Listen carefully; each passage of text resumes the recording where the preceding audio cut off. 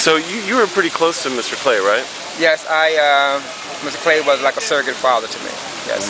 And you worked with him, right? I volunteered in his office for about 4 years. Yeah. So what's your take on the situation? What do you think happened? Well, here's the key.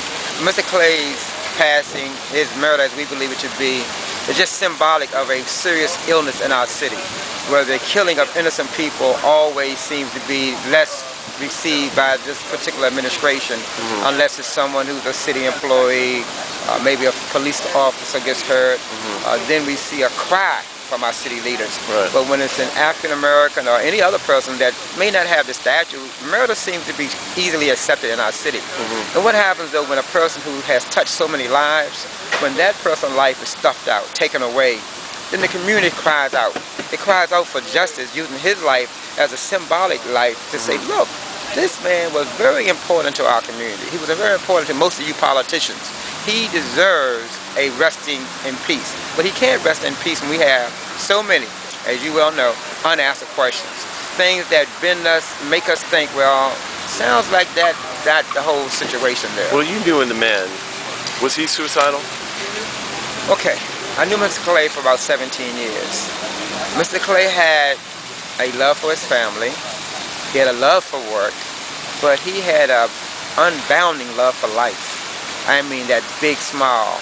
Every time he saw you, his slogan was, "It's always a pleasure." Yeah. And for him to start from where he started, coming from a little small town in Wilson, North Carolina, taking over his daddy's business that was only worth less than $3,000 when he got it, and grow that into a multi-million-dollar company, and do all of this by age 60, and have beautiful children, beautiful grandchildren, well, you have to tell me, why would that person commit suicide? And the bigger point is, if you knew Mr. Clay, you knew the one thing that he was very protective of his family. Very, very protective. And particularly Sharon Clay, his daughter. Right. I volunteered in his office when she was there every day with me and him as the office manager. One thing I know for sure, Mr. Clay would never have done anything to himself to have his daughter walk in that office on Monday morning and find him that way. Right. Because if he was even thinking about doing it, he would definitely not have done it to her. Right. Because remember now, that image of a daughter finding her beloved father laying in a pool of blood, that image is in her mind forever. What is your memory? How do you remember him, and what? I remember him as a very caring person.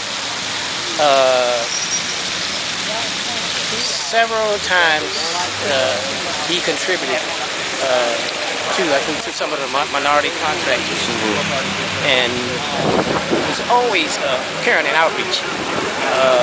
I worked in the outreach center at Bethlehem Church in the 80s. We had we was like one of the first churches, to have what you call community-based outreach and self-support. And we did a lot, to help us. And sometimes he always encouraged us, to go out and really help people. And outreach is something that I always really was willing to do, And that's one reason why I'm here, reaching out to family and get support from family. What type of man was Robert Clay? He was a loving, caring man, family man. Would do anything for anyone who needed. And trustworthy.